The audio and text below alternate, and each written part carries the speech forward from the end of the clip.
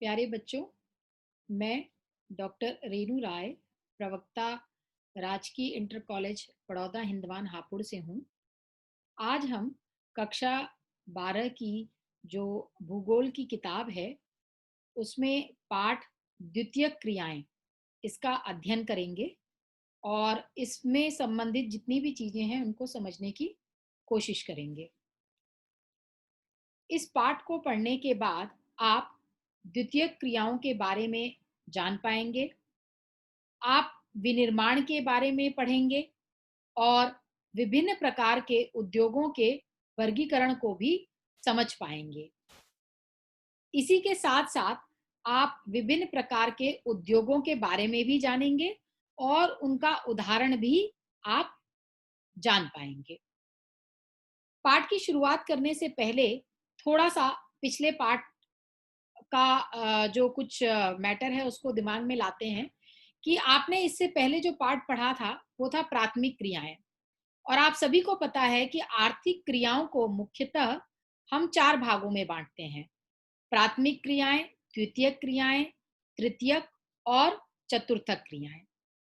प्राथमिक क्रियाओं में आप कृषि, वानिकी, मछली पालन और खनन, जो ये सब प्रकार की जो क्रियाएं हैं, इनके बारे में आप पहले ही पढ़ चुके हैं। द्वितीय क्रियाओं में हम विनिर्माण को सम्मिलित करते हैं। वहीं तृतीय क्रियाओं में हम परिवहन, संचार और जो अन्य सेवाएं हैं उनको उनका अध्ययन करते हैं। और जो चतुर्थक क्रियाएं हैं वो मुख्यतः अनुसंधान, जिसको हम रिसर्च कहते हैं, और विभिन्न प्रकार के वैचारिक विकास से जुड़ी हुई जितनी भी गतिविधियां हैं उनका अध्ययन हम चतुर्थक क्रियाओं में करते हैं। तो आप प्राथमिक क्रियाएं पहले पढ़ चुके हैं और आज इस पाठ में आप द्वितीय क्रियाओं को डिटेल में पढ़ेंगे। पाठ की शुरुआत करते हुए सबसे पहले हम ये समझते हैं कि विनिर्माण का क्या अर्थ होता है। तो किसी भी प्रकार के कच्चे माल का मूल्यवान वस्तु के रूप में बदलना विनिर्माण कहलाता है। उदाहरण के लिए कपास है, कपास तंतु में परिवर्तित हो रहा है और तंतु फिर वस्त्र में परिवर्तित हो रहा है। तो इस परिवर्तन की प्रक्रिया में हो क्या रहा है कि वो वस्तु जो पहले कम मूल्य की थी अब वो ज्यादा मूल्य की हो गई है। जैसे कपास का मूल्य पहले कम था, लेकिन जब वो वस्त्र में परिवर्तित हो जा रही है तो उसका मूल्य काफी बढ़ जा रहा है। इसी तरह जो गन्ना है, जब वह खेतों से शुगर मिल में जाता है तो वह चीनी में तब्दील हो रहा है। तो उसमें क्या हो रहा है, उसके मूल्य में संवर्धन हो रहा है, बढ़ोतरी हो रही है। तो इस प्रक्रिया को हम क्या कह रहे हैं? विनिर्माण। और अगर बहुत सरल शब्दों में समझा जाए तो विनिर्माण से आशय किसी भी वस्तु के उत्पादन से है, मैन्युफैक्चरिंग से है। ठीक है। जैसे मान लीजिए खिलौने बनाना या लोहा इस्पात को गढ़ना, ये सब क्या है? विनिर्माण के उदाहरण है। उसके साथ साथ हम ये भी जानते हैं कि जो द्वितीय क्रियाएं हैं वो कच्चे माल के महत्व को भी बढ़ाती हैं।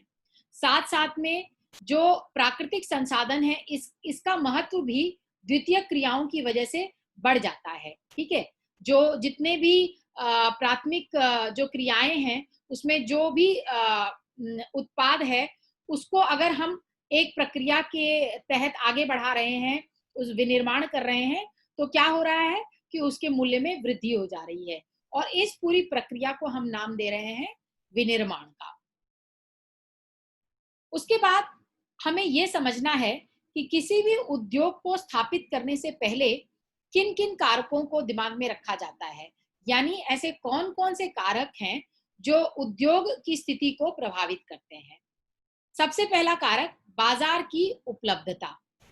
आपने कोई भी फैक्ट्री लगाई है या कोई उद्योग स्थापित किया है और आप उसमें जो भी प्रोडक्शन कर रहे हो, आप प्रॉफिट के लिए कर रहे हो, लाभ के लिए कर रहे हो, तो आप अपने प्रोडक्ट को बाजार में ले जाकर बेचोगे। ठीक है। तो कहने का मतलब ये कि आपके प्रोडक्ट की अगर बाजार में डिमांड नहीं होगी, अगर आपके पास बाजार ही नहीं उपलब्ध है, तो आप अपने प्रोडक्ट को कहाँ बेचने जाओगे? तो इसलिए बाजार की जो उपलब्धता है वो एक महत्वपूर्ण कारक है। इसके बाद श्रम आपूर्ति, यानी लेबर, आपके पास लेबर होनी चाहिए उस फैक्ट्री में काम करने के लिए, चाहे वो स्किल्ड लेबर हो या अनस्किल्ड लेबर हो, जिस तरीके का उद्योग होगा उस तरह के श्रम की आवश्यकता होती है। उसके बाद शक्ति के साधनों की उपलब्धता, इसका अर्थ क्या है कि आपको प्रॉपर पावर सप्लाई चाहिए होती है किसी भी उद्योग को स्थापित करने के लिए। आपको अगर कोई भी फैक्ट्री चलाना है तो आपको बिजली की सुविधा आपके पास होनी चाहिए, और बिजली की सुविधा ऐसी होनी चाहिए कि बीच में आपको कोई बाधा ना हो। तो शक्ति के साधन की उपलब्धता भी एक बहुत महत्वपूर्ण कारक है जो उद्योगों की स्थिति को प्रभावित करती है। उसके बाद जो नेक्स्ट कारक है वो है परिवहन एवं संचार की सुविधा।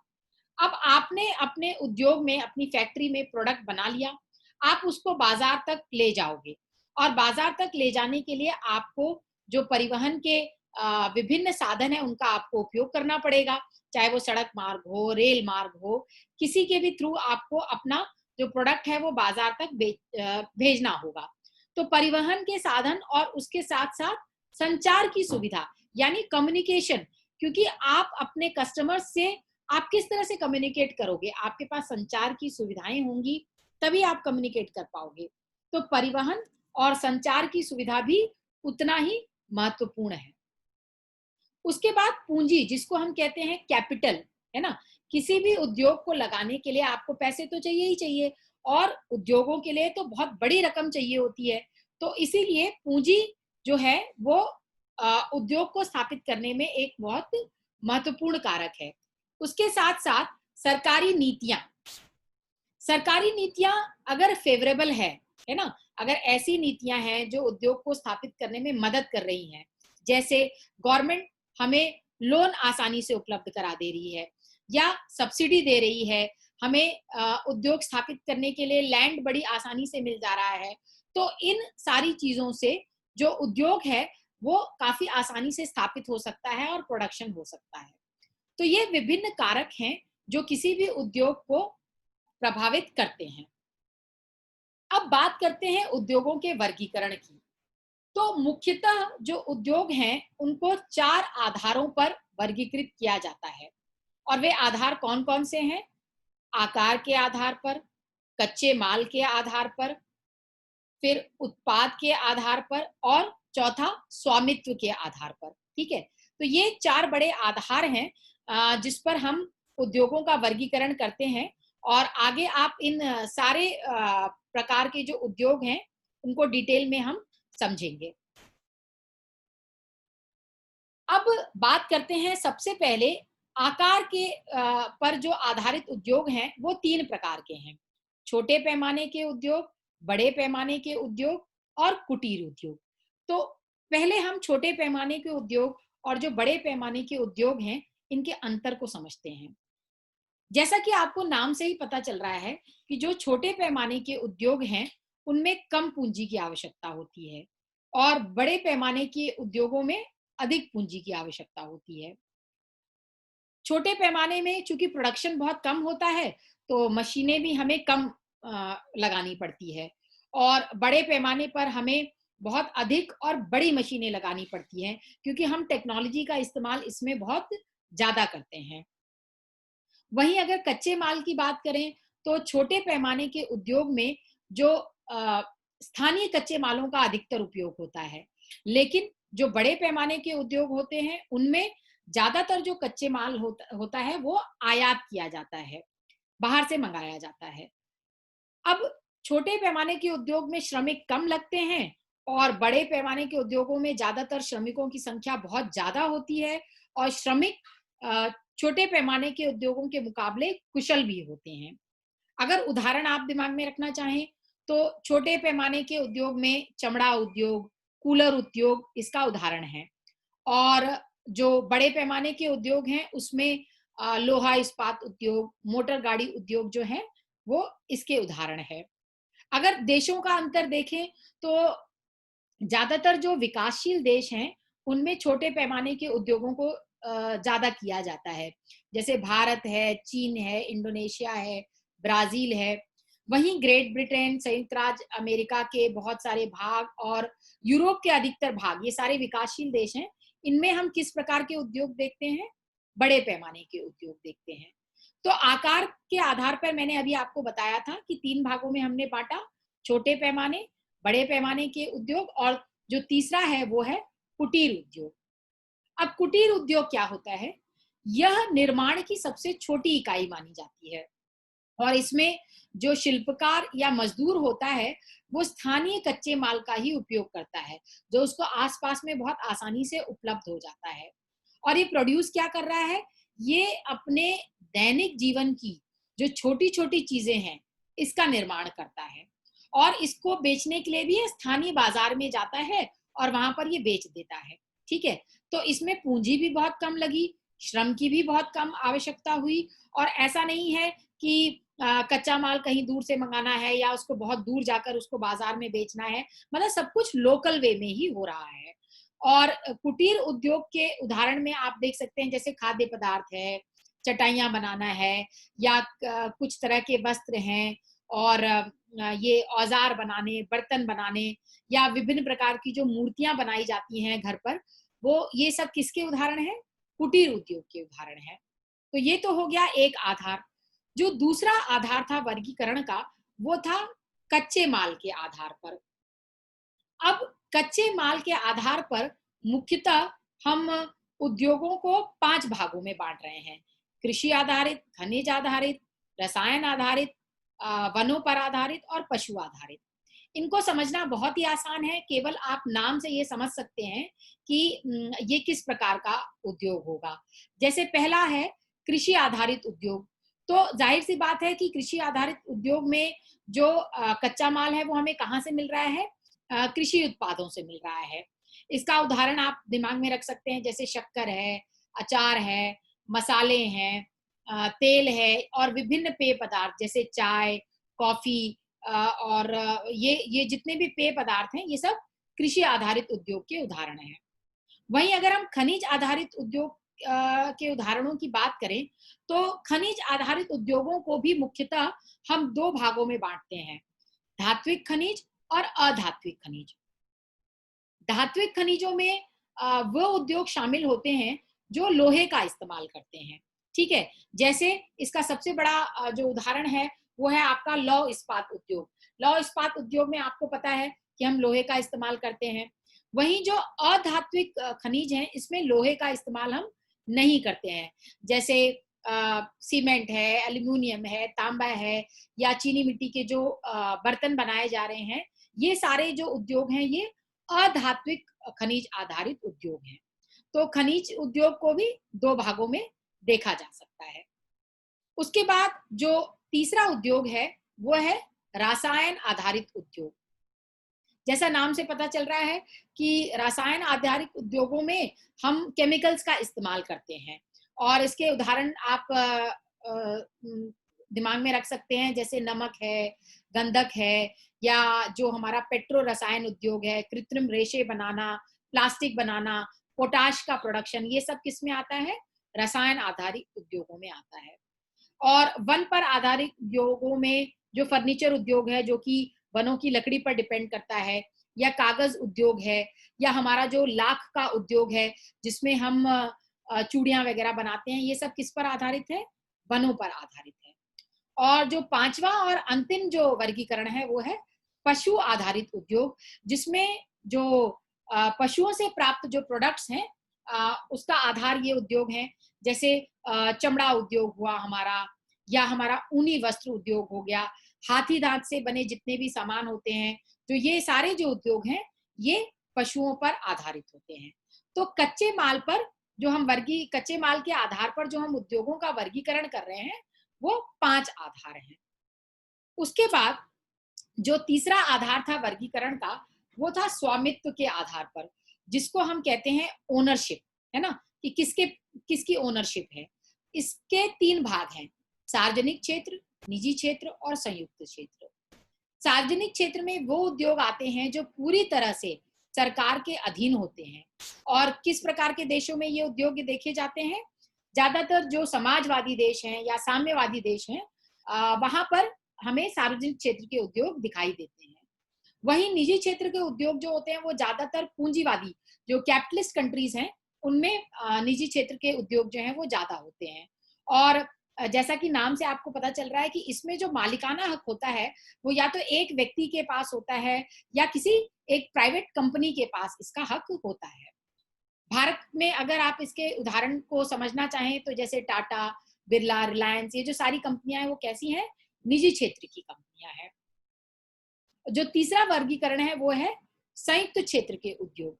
नाम से आपको पता चल रहा है संयुक्त क्षेत्र में सरकार और निजी दोनों कंपनियों की मिलकर भागीदारी होती है। ठीक है, परसेंटेज अलग अलग हो सकता है। सरकार हो सकता है 50% का शेयर रखे और निजी कंपनियां हो सकता है 50% का शेयर रखे। ये परसेंटेज अलग अलग हो सकती है, लेकिन भागीदारी जो है वो दोनों की होती है। और इसीलिए उन उद्योगों को हम क्या नाम दे रहे हैं? संयुक्त क्षेत्र के उद्योग।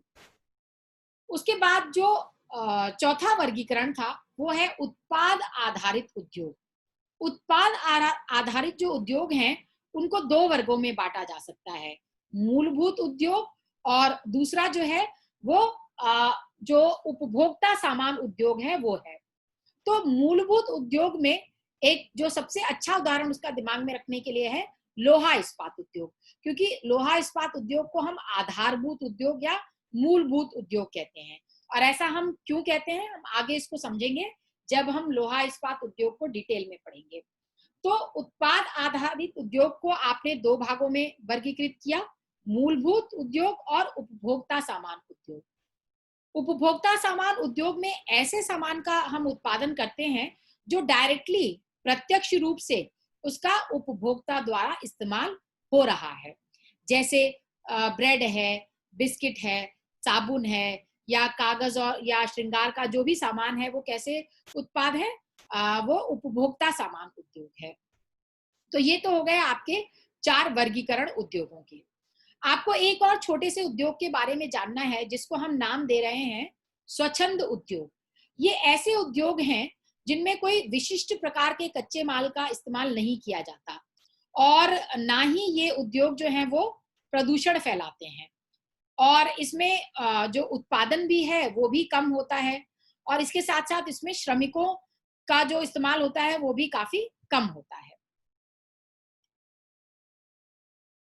इसके बाद हम जानेंगे कि जो परंपरागत बड़े पैमाने वाले औद्योगिक प्रदेश हैं और जो आज के जो उद्योग हैं उनमें क्या अंतर है। तो परंपरागत का मतलब है ट्रेडिशनल, जो पुराने समय से चले आ रहे हैं। तो जो परंपरागत बड़े पैमाने वाले औद्योगिक प्रदेश होते हैं उनकी कुछ विशिष्टताएं हैं। वो क्या हैं? इन्हें भारी उद्योग के क्षेत्र होते हैं ये, क्योंकि इनमें बहुत हैवी इंडस्ट्रीज लगती हैं, बहुत बड़ी बड़ी इंडस्ट्रीज लगती हैं। और मुख्यतः इसमें कौन कौन सी इंडस्ट्रीज होती हैं? जैसे भारी इंजीनियरिंग, धातु पिघलाने वाली, केमिकल उद्योग या वस्त्र उद्योग, ये सब इसमें शामिल होते हैं। इस उद्योग को हम धुएं की चिमनी वाला उद्योग भी कहते हैं। और ऐसा हम क्यों कहते हैं? क्योंकि जब ये उद्योग स्थापित किए गए थे पहले, तो उस समय जो इन उद्योगों को जो लोग चला रहे थे उन्होंने ये बिल्कुल भी ध्यान नहीं दिया कि हमें पर्यावरण प्रदूषण के बारे में भी सोचना है। हमें ये भी सोचना है कि हम उद्योगों को भी चलाएं और साथ साथ में अपने पर्यावरण को भी कैसे बचा कर रखें। तो इन लोगों ने इन्वायरमेंटल प्रोटेक्शन के लिए कोई भी ऐसे स्टेप्स नहीं उठाए। इसीलिए इन औद्योगिक प्रदेशों को या इन उद्योगों को एक नाम और दिया गया, धुएं की चिमनी वाले उद्योग। इन उद्योगों में चूंकि ये उद्योग बहुत बड़े पैमाने पर होते हैं और बहुत बड़े प्रदेश को ये कवर करते हैं, तो रोजगार का जो अनुपात होता है वो बहुत ऊंचा होता है। रोजगार के ये बहुत अपॉर्चुनिटीज प्रोवाइड करते हैं, परंतु इनमें सेवाएं बिल्कुल अच्छी तरीके से विकसित नहीं होती हैं और जो घरों का प्रकार भी है वो भी बहुत घटिया प्रकार के घर होते हैं। और जैसा मैंने आपको बताया कि इस उद्योग को धुएं की चिमनी वाले उद्योग कहा जाता है क्योंकि इस उद्योग के साथ प्रदूषण की समस्या जुड़ी होती है। इसका एक उदाहरण जो आपकी किताब में दिया गया है वो जर्मनी का रूर प्रदेश है, तो आपको ये उदाहरण अपने दिमाग में रखना है। अब इसके कंपैरेटिव में हम उच्च जो प्रौद्योगिकी उद्योग है, जो आजकल उद्योग स्थापित हो रहे हैं, उनके बारे में जानेंगे कि ये कैसे उद्योग हैं। पहली बात तो ये नवीनतम उद्योग है। आजकल जो भी उद्योग स्थापित हो रहे हैं वो इस तरह के ही उद्योग हैं। और इनमें जो उत्पादों का उत्पादन हो रहा है वो गहन शोध के बाद, काफी रिसर्च के बाद किया जा रहा है। और चूंकि ये आज के समय के उद्योग हैं तो मैकेनाइजेशन भी बहुत ज्यादा है, यंत्रीकरण बहुत ज्यादा है, और कई उद्योगों में तो रोबोट का भी इस्तेमाल किया जा रहा है। तो उसकी वजह से क्या है कि हमारा प्रोडक्शन भी बहुत ज्यादा होता है ना। इन उद्योगों में हमारा प्रोडक्शन भी अच्छा खासा होता है। और यहाँ पर जो वस्तुओं का डिजाइन है वो कंप्यूटर आधारित होता है। जो ज्यादातर वर्क होता है वो मैनुअल ना होकर कैसा होता है, कंप्यूटर पर बेस्ड होता है। और चूंकि ये उद्योग गहन शोध के बाद किए गए हैं और आज के उसमें स्थापित किए गए हैं, तो इन्वायरमेंटल प्रोटेक्शन का, यानी प्रदूषण की समस्या को दिमाग में रखते हुए ऐसे काफी स्टेप्स लिए गए हैं कि प्रोडक्शन के साथ साथ जो हमारा इन्वायरमेंट है वो भी सेफ रहे। इसलिए ये जो उद्योग हैं ये काफी साफ सुथरे होते हैं। उसके बाद दो उद्योगों के बारे में आपको इस पाठ में जानना है। एक है लौह इस्पात उद्योग और दूसरा है सूती वस्त्र उद्योग। जैसा कि मैंने आपको बताया कि लौह इस्पात उद्योग जो है वो सभी उद्योगों का आधार माना जाता है, और यही कारण है कि इसे आधारभूत उद्योग भी कहते हैं। और ऐसा हम क्यों कहते हैं? इसलिए कहते हैं क्योंकि यह अन्य उद्योगों के लिए मशीन और औजार और लोहे के जो औजार होते हैं वो बनाते हैं। तो इसीलिए ये एक क्या है, एक बेसिक इंडस्ट्री है, आधारभूत इंडस्ट्री है ये। अच्छा, इसे लोहा इस्पात उद्योग को भारी उद्योग भी कहा जाता है। और इसको भारी उद्योग इसलिए कहते हैं क्योंकि जो कच्चा माल इसमें इस्तेमाल हो रहा है वो काफी भारी भरकम होता है। ठीक है। तो और इसका एक अगर प्रोसेस अगर आप समझना चाहें तो लोहा निकालने के लिए लौ अयस्क को भट्टियों में कार्बन और चूना पत्थर के साथ पिघलाया जाता है, और जब पिघला हुआ लोहा बाहर निकलकर ठंडा हो जाता है तब हम इसे कच्चा लोहा कहते हैं। तो ये एक प्रक्रिया है। फिर इस कच्चे लोहे में अगर आप मैग्नीज मिला देते हैं तो इस्पात बनाया जाता है। और यही कारण है कि इस उद्योग को हम जो नाम दे रहे हैं वो है लौह इस्पात उद्योग। जो दूसरा उद्योग जो आपको पढ़ना है वो है सूती कपड़ा उद्योग। सूती कपड़े का निर्माण 3 लेवल्स पर होता है। हथकरघा है, बिजली करघा है, एवं कारखानों में भी इसका प्रोडक्शन किया जाता है। तो जो हथकरघा है उसमें क्या होता है कि हमें अधिक श्रम की आवश्यकता होती है और अर्ध कुशल श्रमिकों की हमें आवश्यकता होती है। हथकरघा में हम सूत की कटाई करते हैं, बुनाई करते हैं और भी अन्य कार्य किए जाते हैं।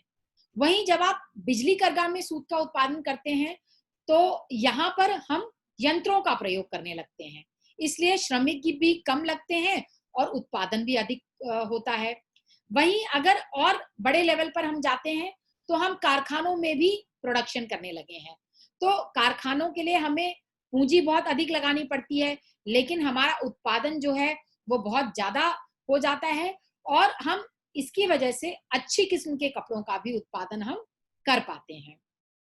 विश्व के 50% से अधिक कपास का उत्पादन इन देशों में जैसे भारत, चीन, संयुक्त राज्य अमेरिका, पाकिस्तान, उज्बेकिस्तान और मिस्र में होता है।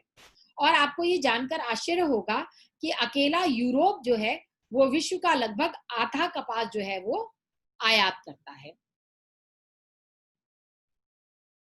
अब आपने विनिर्माण समझा, जो उद्योगों का वर्गीकरण था वो भी आपने समझा। अब शॉर्ट में हम ये समझेंगे कि जो बड़े पैमाने पर होने वाले विनिर्माण हैं उनकी क्या क्या विशेषताएं हैं आज के संदर्भ में। तो पहली जो विशेषता है वो है कौशल का विशिष्टीकरण, यानी स्पेशलाइज्ड स्किल्स। अब हम स्किल की ही बात नहीं करते, स्पेशलाइज्ड स्किल्स की बात करते हैं कि हमें हमारे पास ये स्किल होनी चाहिए तभी हम प्रोडक्शन कर सकते हैं। दूसरी जो विशेषता है वो है यंत्रीकरण की, मैकेनाइजेशन की, ज्यादा से ज्यादा मशीनों का उपयोग करना और श्रम की आपूर्ति को, श्रम जो है उसका कम से कम उपयोग करना, मशीनों का उपयोग ज्यादा करना। उसके बाद जो तीसरी विशेषता है वो है प्रौद्योगिकरण का स्तर ऊंचा होना। मतलब बहुत अच्छी टेक्नोलॉजी का इस्तेमाल करना, हाई टेक्नोलॉजी का इस्तेमाल करना। और जो चौथी विशेषता है, वो है संगठनात्मक ढांचा व स्तरीकरण, यानी एक पूरा स्ट्रक्चर डेवलप करना और उसके साथ-साथ स्तरीकरण करना, यानी एक हायरार्की को फॉलो करना और डिवीजन ऑफ लेबर करना, काम का सही विभाजन करना। तो ये जो है, ये सारी क्या है, विशेषताएं हैं आज के विनिर्माण की। तो बच्चों, इस तरह से ये पाठ खत्म होता है। और एक बार मैं आपको बस समराइज कर दूंगी कि इस पाठ में हमने क्या क्या पढ़ा। हमने ये जाना कि विनिर्माण क्या अर्थ है। फिर हमने ये जाना कि उद्योगों का वर्गीकरण किन किन आधारों पर किया गया है और इन आधारों पर कौन कौन से उद्योग हैं और उनके कौन कौन से विभिन्न उदाहरण हैं। हमने इन उद्योगों की विशेषताओं को भी जाना। मुख्यतः हमने लौह इस्पात उद्योग और सूती वस्त्र उद्योग की विशेषताओं को जाना। इसके साथ साथ हमने जो परंपरागत बड़े पैमाने वाले औद्योगिक प्रदेश और जो आज के उच्च प्रौद्योगिकी वाले उद्योग हैं, उनकी विशेषताओं और अंतर को भी समझा। और आखिर में हमने विनिर्माण की जो विशेषताएं हैं, उनको भी डिस्कस किया। तो मुझे उम्मीद है बच्चों, आपको ये पाठ समझ में आया होगा।